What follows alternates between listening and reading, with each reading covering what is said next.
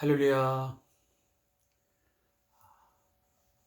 우리 다 같이 오늘 2021년 4월 14일 오늘 수요일 저녁 시간을 맞이하여 하나님을 함께 예배하기를 소원합니다.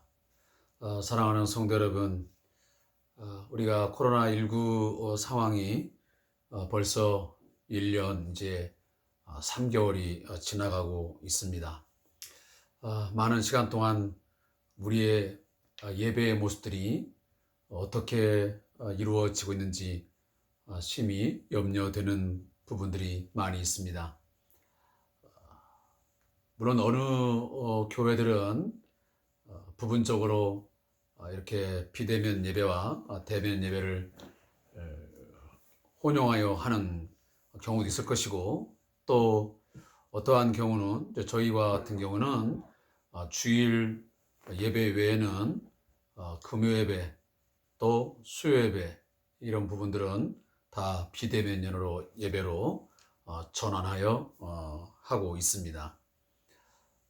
물론 여러 가지 한계적인 상황들이 있기 때문에 이루어지겠지만 저 또한 많은 고민도 하고 또 염려가 되는 것은 우리 사랑하는 하나님의 백성들이, 우리 성대한 교회의 성도들이 예배자로서 과연 어떠한 모습을 가지고 살아갈까? 수요 예배 특히 함께하지 못한 지가 벌써 1년이라는 세월이 다가고 있는데 그동안 어떠한 생활을 하고 있는지 매우 궁금하기도 하고 또 많은 생각이 복합적으로 드는 것이 사실입니다. 아무쪼록 우리 사랑하는 성도님들, 대면 예배를 통해서 예배를 하던 또 비대면 속에서 예배를 하던 우리들의 그 마음의 중심은 늘 하나님 앞에 있어지기를 간곡하게 부탁의 말씀을 드립니다. 오늘도 이 귀한 시간에 우리 함께 다 같이 마음을 모아서 온 마음, 온 정성 다하여 하나님만을 향하여 온전히 예배하는 거룩한 예배자가 될 수 있기를 바라겠습니다. 오늘은 먼저 우리 찬송 544장 울어도 못하네 눈물 많이 흘려도 거부럽게 못하고 죄를 씻지 못하니 울어도 못하네, 우리 찬양을 드시면서 예배의 자리로 함께 나아가겠습니다.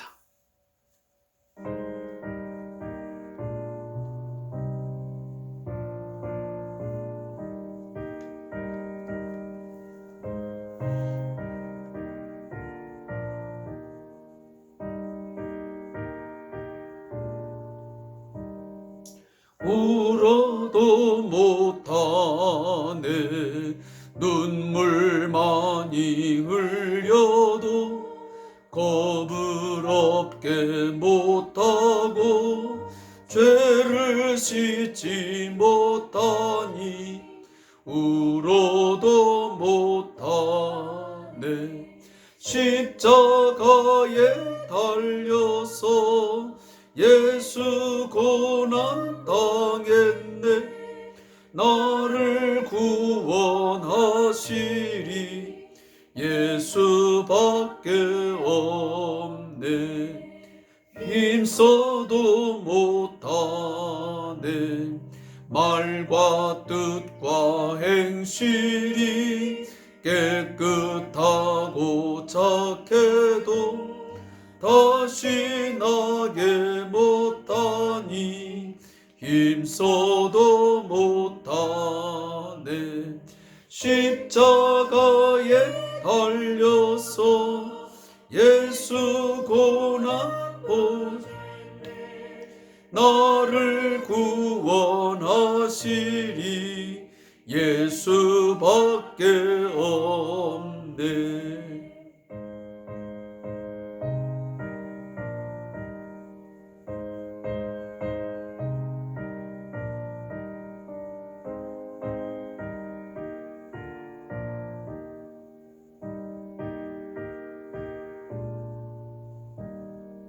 참아도 못하네. 할 수 없는 죄인이 흉한 죄에 빠져서 어찌하니 죽을까. 참아도 못하네. 십자가에 달려서 예수 고난 당했네. 나를 구원하시리 예수밖에 없네. 믿으면 하겠네.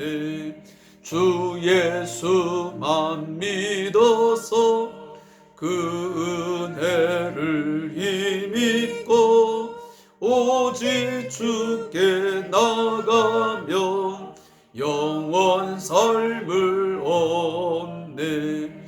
십자가에 달려서 예수 고난 당했네.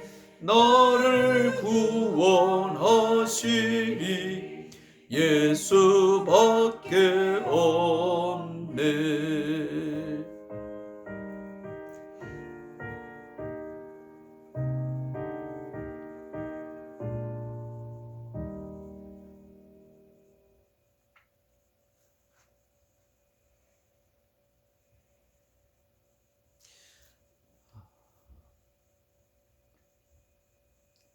제가 종종 우리 성들에게도 말씀을 드리고 또 저 자신도 그렇게 생각을 하면서 예배하지만 우리의 예배가 결코 어떤 습관적이고 너무 형식적인 예배에 치우쳐서는 아닌다라는 그런 생각을 늘 갖습니다.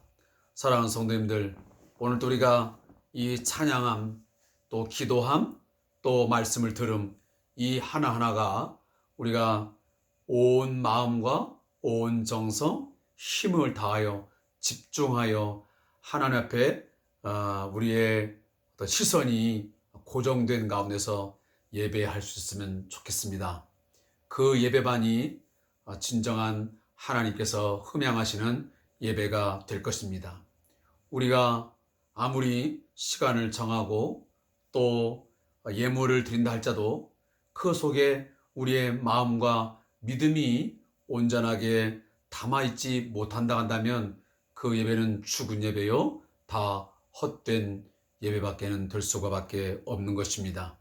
이 점 꼭 기억해 주시기를 바라고, 오늘 우리 찬양을 드렸지만 우리가 참으로 구원 얻을 수 있는 유일한 길은, 우리가 구원받은 그 구원의 방법은 예수 그리스도의 십자가의 죽으심과 부활을 통해서 이루어진 것입니다. 우리가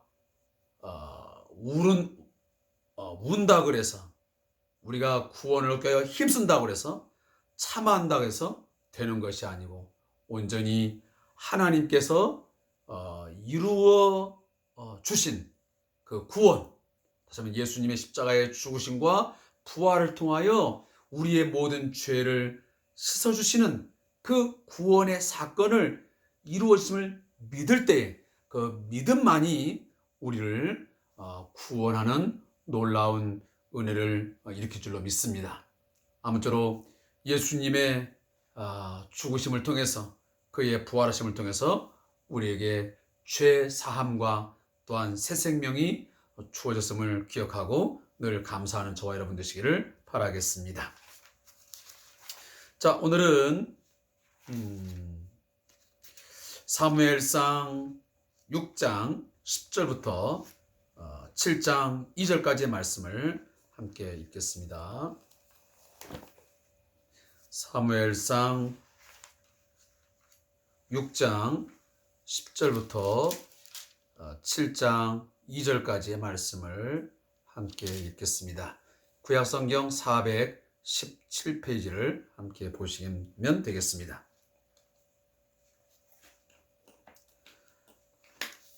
함께 말씀을 읽겠습니다. 시작. 그 사람들이 그같이 하여 젖 나는 소 둘을 끌어다가 수레를 메우고 송아지들은 집에 가두고 여호와의 궤와 및 금쥐와 그들의 독종의 형상을 담은 상자를 수레 위에 실으니 암소가 벳세메스 길로 바로 행하여 대로로 가며 갈 때에 울고 좌우로 치우치지 아니하였고 블레셋 방백들은 벳세메스 경계선까지 따라가니라. 벳세메스 사람들이 골짜기에서 밀을 베다가 눈을 들어 궤를 보고 그 본 것을 기뻐하더니 수레가 벳세메스 사람 여호수아의 밭 큰 돌에 있는 곳에 이르러 선지라. 무리가 수레에 나무를 패고 그 암소들을 번제물로 여호와께 드리고 레위인은 여호와의 궤와 그 궤와 함께 있는 금 보물 담긴 상자를 내려다가 큰 돌 위에 두매 그날에 벳세메스 사람들이 여호와께 번제와 다른 제사를 드니라. 블레셋 다섯 방백이 이것을 보고 그날에 에그로로 돌아갔더라. 블레셋 사람이 여호와께 속건 제물로 드린 금 독종은 이러하니 아솥을 위하여 하나요, 가사를 위하여 하나요, 아스골론을 위하여 하나요, 가드를 위하여 하나요, 에그론을 위하여 하나이며 드린 바 금 쥐들은 견고한 성읍에서부터 시골의 마을에까지 그리고 사람들이 여호와의 궤를 놓은 큰 돌에 이르기까지 다섯 방백들에게 속한 블레셋 사람들의 모든 성읍들의 수대로였더라. 그 돌은 벳세메스 사람 여호수아의 밭에 오늘까지 있더라. 벳세메스 사람들이 여호와의 궤를 들여다본 까닭에 그들을 치사 5만 70명을 죽이신지라. 여호와께서 백성을 쳐서 크게 살육하셨으므로 백성이 슬피 울었더라. 벳세메스 사람들이 이르되 이 거룩하신 하나님 여호와 앞에 누가 능히 서리요? 그를 우리에게서 누구에게로 올라가시게 할까 하고 전령들을 기럇 여아림 주민에게 보내어 이르되 블레셋 사람들이 여호와의 궤를 도로 가져왔으니 너희는 내려와서 그것을 너희에게로 옮겨가라.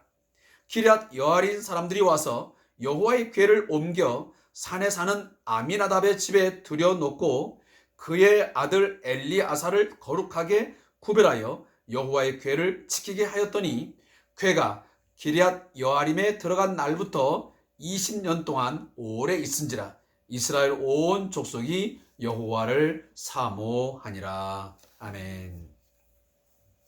자, 오늘 함께 읽은 본문 가운데 6장 10절부터 16절까지의 말씀은 벳세메스로 돌아온 여호와의 언약궤입니다.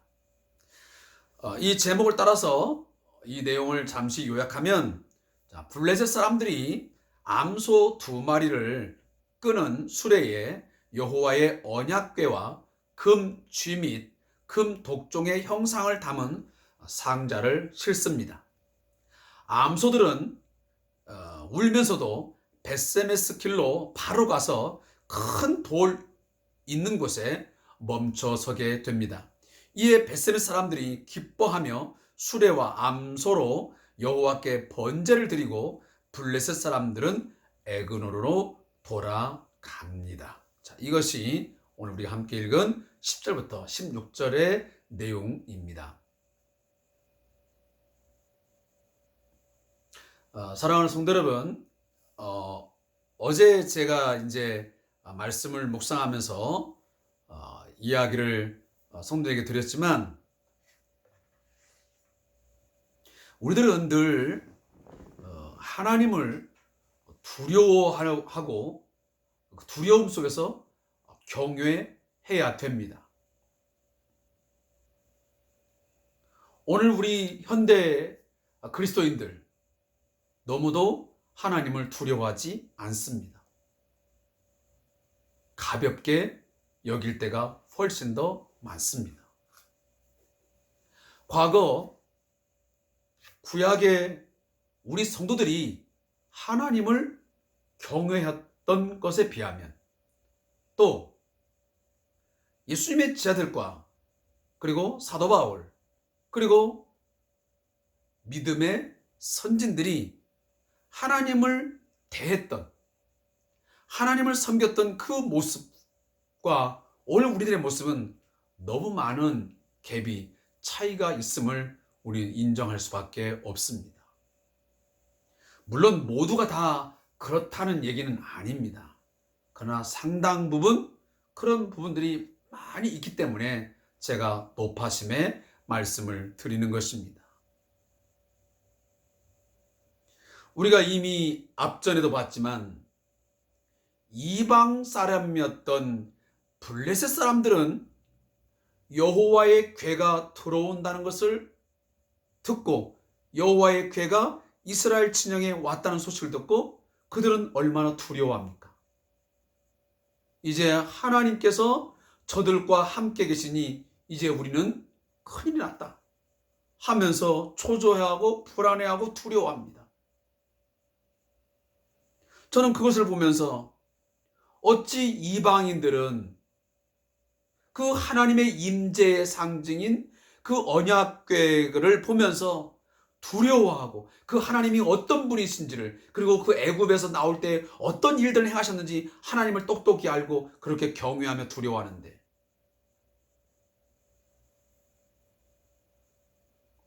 진작 하나님을 그토록 경험하고 하나님을 잘 안다고 하는 엘리 제사장 그리고 그 제사장의 아들들 그리고 이스라엘 백성들의 삶 그들은 어찌 보면 하나님에 대해서 많은 것을 모르는 자처럼 삶을 살아갔습니다. 그들은 하나님을 경외하는 것이 있는지 없는지 분간할 수 없을 만큼 그렇게 삶을 살아갑니다. 우리가 혹시 그렇게 살아가지 않습니까? 하나님에 대하여 그냥 어설프게 들었던 예수 안 믿는 사람들은 오히려 하나님을 두려워하고 그분이 어떠한 분인지를 알고 사는데 주일마다 예배를 하고 또 성경 공부를 하고 이미 하나님의 어떤 분이신을 경험했다고 하는 우리들이 너무 익숙하기 때문에 하나님을 두려워하지 않는 뭔가 이율배반적인 그런 모습들을 우리들이 갖고 있다는 사실입니다. 자, 어쨌든 오늘 본문에 보면 하나님의 괴가 블레셋 사람들에 의해서 빼앗긴 이후로 다시 지금 돌아오는 장면이 오늘 10절 이하에 기록되고 있습니다. 이것은 분명 블레셋 사람들에게 여호와의 괴가 있으면서 다가온 신전에 엄청난 비극이 이루어지면서 처참한 상황이 이루어지면서 어쩔 수 없이 그들이 이 하나님의 언약궤를 돌려보내게 되지 않습니까? 근데 그 돌려보낼 때에 그들이 천 나는 소 둘을 끌어다가 수레를 메우고 그리고 송아지들은 집에다 가두고 그 여호와의 궤와 금지와 독종의 형상을 담은 상자를 수레 위에 실어서 보내게 됩니다. 자, 보낼 때에 그들이 어떤 전제 조건을 달았냐면 이 암소 2마리가 하나님의 궤를 싣고 그리고 금지와 독종의 형상을 담은 상자를 싣고 똑바로 이스라엘 진영인 벳세메스로 들어가면 이것은 이스라엘의 신 하나님이 여호와가 자신들의 땅을 침으로 이토록 큰 재앙이 왔다고 믿는 것이고 혹여나 이 수레를 끄는 그 소 2마리가 다른 길로 가게 되면 이것은 하나님이 이스라엘의 신 여호와가 우리를 치신 것이 아니고 그저 우연하게 다가온 신전에 있는 그 신이 목이 잘리고 손목이 잘리고 그리고 다곤신이 땅에 엎드려 있는 것이다 라는 전제를 달았던 것입니다.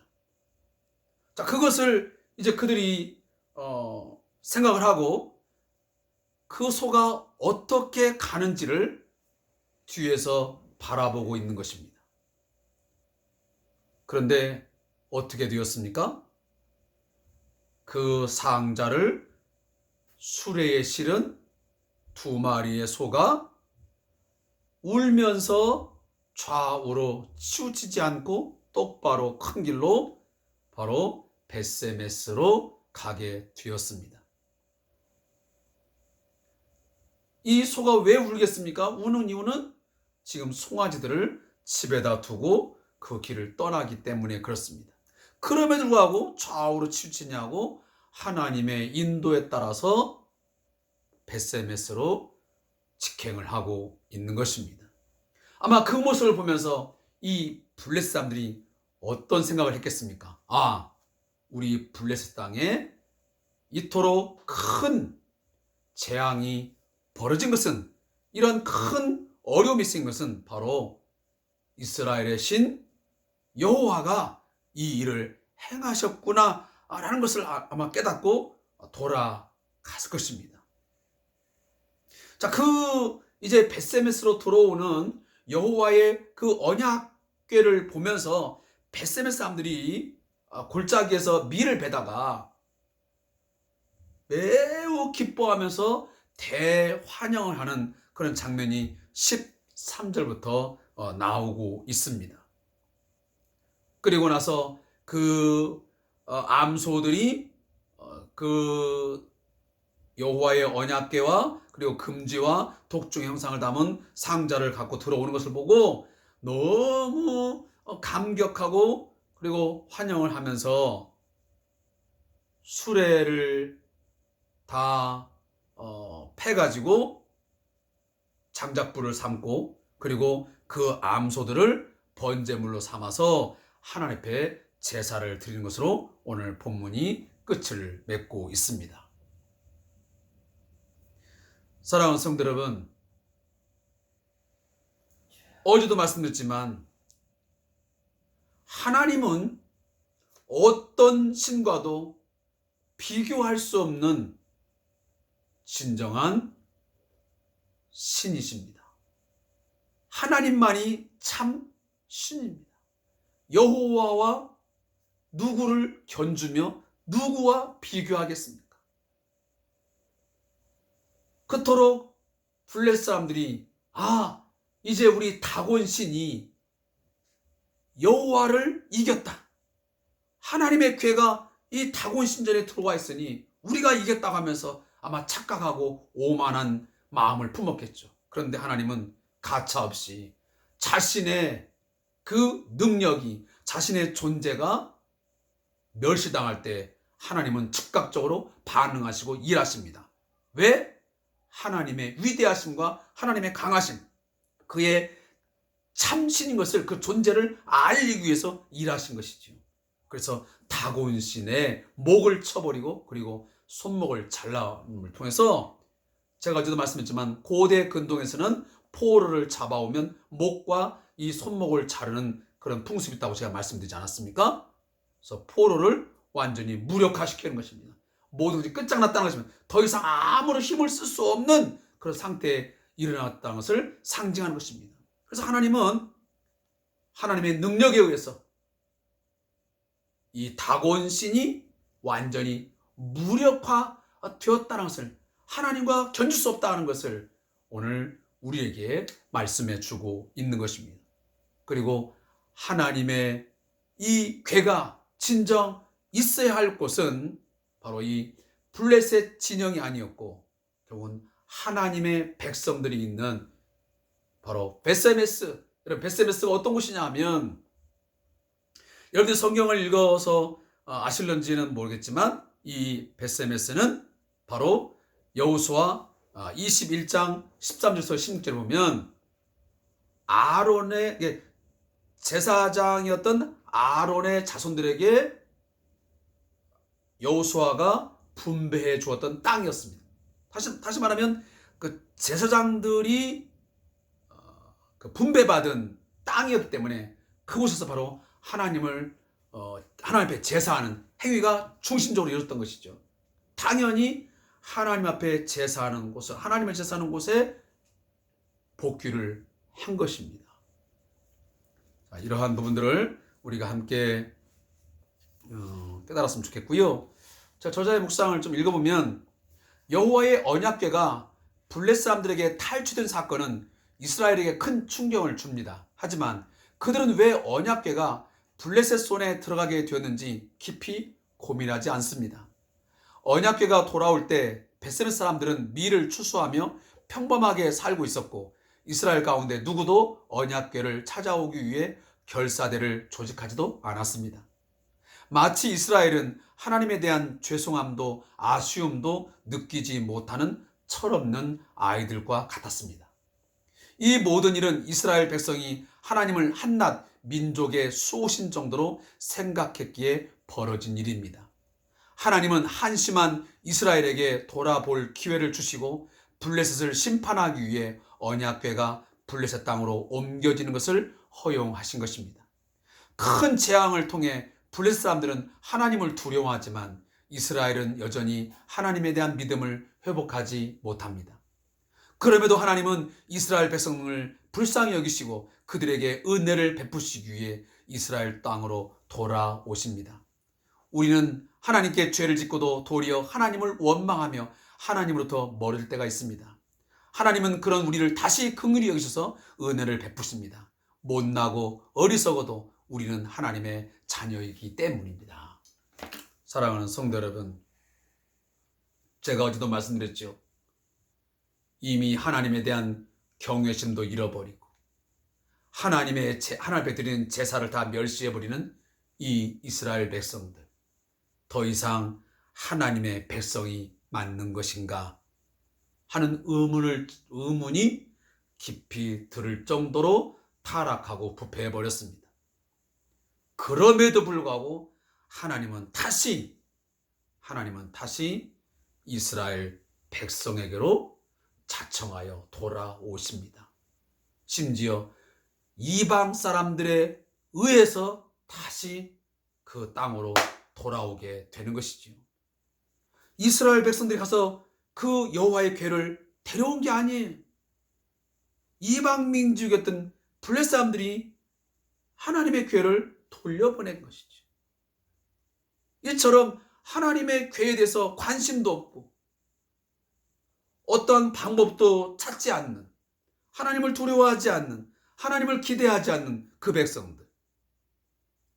그렇지만 여전히 하나님은 자기 백성을 선택하셨고 그 백성들에게 약속하셨기에 영원토록 그 백성과 함께 하셨다고 말씀하셨기에 그 약속을 지키시기 위하여 다시 자기 백성에게로 돌아오고 자기 백성을 찾으시는 것이 오늘 본문의 내용입니다. 사랑하는 성도 여러분, 바로 그것이 우리의 모습입니다. 우리는 타락하고 우리는 부패하고 우리는 비록 하나님에 대하여 끊임없이 반항적이고 늘 죄를 짓는 그러한 연약한 모습이지만 여전히 하나님은 우리를 찾아오시고 우리를 찾고 계시고 우리에게 끊임없이 사랑의 손짓을 하시면서 우리를 향하여 두 팔 벌려 우리를 부르고 계십니다. 이 사랑의 부르심, 하나님의 부르심에 여러분 응답하시고 돌아갈 수 있기를 다시 한번 말씀을 드립니다. 자, 사무엘상 6장 17절부터 7장 2절까지의 말씀은 기럇 여아림으로 옮겨진 언약궤의 이야기가 나옵니다. 이제 벳세메스로 돌아온 하나님의 궤, 언약궤. 얼마나 영광스럽고 또 감격스러운 일이며 또 날이겠습니까? 그런데 이상한 것은 19절에 보니까 벳셈의 사람들이 여호와의 궤를 들여다본 까닭에 그들을 치사 5만 70명을 죽이시니라. 여호와께서 백성을 쳐서 크게 살육하셨으므로 백성이 슬피 울었더라 그랬습니다. 여호와의 궤가 하나님의 백성의 땅으로 돌아왔는데 그 광경을 보면서 벳셈의 사람들이 크게 기뻐하면서 제사를 드리고 환영하지 않습니까? 근데 그때 엄청난 충격적 일이 벌어졌습니다. 그것은 그 궤를 들여다본 까닭에 그게 5만 명인지 70명인지는 확실하지 않습니다. 성경에도 분명히지만 그 5만이라는 것이 가로로 쳐 있습니다. 그러니까 어떤 사본에는 5만이 들어가 있고 어떤 사본은 안 들어갔기 때문에 이처럼 성경에서 그것을 가로로 넣어놓은 것입니다. 어쨌든 많은 사람이 죽임을 당한 것은 사실입니다. 그러면 그것이 왜 그렇게 되냐면 여러분 이미 아시지만 하나님의 궤는 함부로 손을 대거나 또 만져서는 안 됩니다. 또 바라봐서도 안 됩니다. 왜? 그것은 하나님의 영광스러운 임재가 있는 곳이기 때문에 가까이 하여 볼 수도 없고 만질 수도 없습니다. 그걸 만지는 날에는, 보는 날에는 죽임을 당한다라고 이미 분명히 말씀하셨습니다. 그런 부분에서 이 당시의 블레셋 사람들은 하나님의 말씀을 잊어버린 것입니다. 그리고 하나님을 맞이할 준비가 아직 온전히 되지 못했다고 하는 것을 오늘 우리에게 말씀해 주고 있습니다. 그러면서 그들이 20절에 보니까 어떻게 외치냐면 이 거룩하신 하나님 여호와 앞에 누가 능히 서리요 하면서 외침을 합니다. 사랑하는 성도 여러분, 이 외침은 벳셈의 사람들만이 해야 되는 외침이 아니에요. 오늘 우리들도 이러한 외침을 아니면 또 이 말씀을 되뇌어야 돼요. 내가 과연 내가 하나님 앞에 하나님 여호와 앞에 내가 설 수 있는 자인가? 내가 하나님 앞에 설 준비가 되어 있는가? 그러한 두렵고 떨림의 그런 신앙의 모습이 있어야 된다 그 말이에요. 우리는 코람데오 하나님 앞에서의 삶을 살아야 한다고 우리는 종교 개혁 주간이 되면 얼마나 많이 우리는 듣습니까? 매일매일의 삶을 여호와의 면전 앞에 살아라. 하나님 앞에서의 삶을 거룩하게 살아라 라고 외칩니다. 그럼에도 불구하고 우리는 하나님 여호와 앞에 우리의 모습이 그리 조심스럽지 못합니다. 두렵고 떨리는 자세의 삶이 없다 그 말이에요. 물론 주일 낮 예배, 오후 예배, 수요 예배만이 하나님 앞에 예배만은 아닙니다. 우리의 모든 삶이 다 예배죠. 그러나 단편적으로 보면 제가 주일날도 우리 성도님들의 저 자신도 마찬가지지만 성도들의 그 예배당에 들어오는 모습을 보면 뭔가 좀 준비되는 모습, 좀 하나님 앞에 그 공적 예배를 하는 그 예배자로서의 그 두렵고 떨림의 마음가짐을 가지고 나와서 자신의 삶을 되돌아보면서 눈물로 회개하면서 예배를 준비하는 그런 사람들을 찾아보기가 정말 어렵습니다. 그저 예배당에 앉으면 물론 성도의 교제가 있어야 되는 건 당연하겠지만 그저 오면 제 이런 말이 너무 지나친 표현이 될지 모르겠지만 그냥 어떤 친목 모임에 친교 모임에 나와서 앉아 있는 것처럼 그저 기도의 순간도 갖지 아니하고 그저 많은 시간들을 그냥 많은 이야기를 하다가 예배가 시작되면 주섬주섬 성경책 집어들고 가방 들고 앉아서 예배하는 이런 모습들이 보여지는 걸 볼 때에 저는 이 말씀을 묵상하면서 그런 생각이 들었던 거예요. 이 벳셈의 사람들이 이 거룩하신 하나님 여호와 앞에 누가 능히 서리요. 그들은 하나님께서 어떻게 일을 하셨는지를 다 보았잖아요. 하나님이 얼마나 능력 있으시고 얼마나 두려움 부시고 얼마나 거룩하신 분인지를 그들은 안단 말이에요.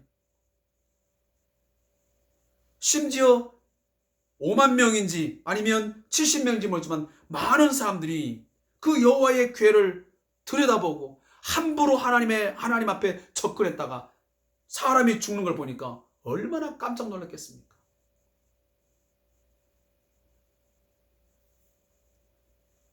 우리는 그러한 모습들을 우리는 한 번쯤 생각할 수 있어야 되지 않겠습니까? 또 오늘날도 똑같이 예배를 잘못 드리면 뭘 잘못하면 막 죽임을 당하고 어떤 병이 드는 사람이 막 있고 해서 우리가 하나님을 두려워하는 게 아니고요. 이 말씀을 보면서 우리의 예배자로서의 그 모습을 깊이 고민하고 생각하는 자세가 있지 않아야 되나 하는 생각을 갖는 것입니다. 사랑하는 성도 여러분, 오늘 이 말씀을 다시 한번 제가 드리겠지만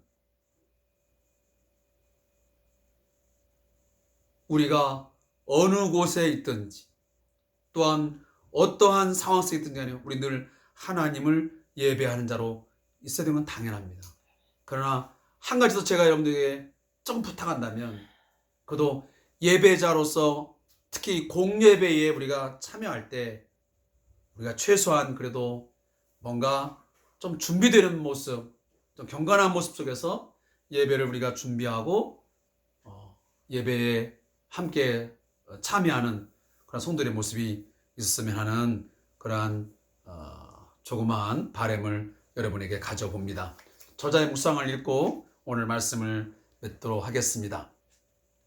하나님의 진노는 제사장으로 구별된 엘리아살이 아미나답의 집에 모신 궤를 지킨 이후에야 멈춘다. 하나님께서는 왜 이스라엘 백성들에게까지 진노하셨는가? 또한 궤는 왜 산 위에 있는 아비나답의 집에 격리된 채 있어야만 했나? 하나님의 진노를 받은 블레셋 사람들과 벳세메 사람들의 태도를 통해 그 이유를 알게 됩니다. 거룩하신 하나님은 인간과 구별되신 분이기 때문에 하나님이 정하신 법도를 통해서만 그분께 나아갈 수 있습니다. 구약의 제사제도와 율법은 이 점을 분명히 알려줍니다. 블레셋 사람들과 벳세메 사람들은 하나님을 너무 쉽게 생각하여 하나님의 거룩하심을 훼손했습니다. 오늘날 그리스도인들은 하나님을 아버지라 고백하며 언제 어디서든지 하나님께 나아갈 수 있습니다. 그런데 너무 쉽게 예배드리고 기도할 수 있기 때문에 혹시라도 하나님을 가볍게 생각하지는 않는가? 우리는 하나님을 진심으로 두려워하고 존중해야 합니다. 온 마음을 다해 하나님을 경외할 때 하나님의 사랑과 은혜를 온전히 누릴 수 있습니다. 하나님, 주님을 나를 도와주시는 수호천사처럼 여기지 않기를 원합니다. 하나님을 진심으로 두려워하고 사랑할 수 있는 마음을 주옵소서. 아멘. 사랑하는 성도 여러분, 물론 하나님은 사랑의 하나님이심은 틀림이 없습니다. 그러나 그 사랑의 하나님을 두려워하는 마음으로 경외하는 가운데 여러분 사랑을 하셔야지 그 사랑이 그저 가볍게 여기면서 하나님을 만홀히 경홀히 여기면서 사랑한다고 하는 것은 이것은 앞뒤가 맞지 않습니다. 성경적이지 않습니다. 우리가 하나님을 섬기는 것은 우리 마음대로 섬기는 게 아니고 하나님이 정하신 방법대로 하나님께서 우리에게 말씀하신 그 법도로 안에서만 우리가 하나님과 사귐을 갖고 하나님과 교제하면서 살아야만 되는 것입니다. 잠시 기도하고 마치겠습니다. 하나님 아버지 감사합니다.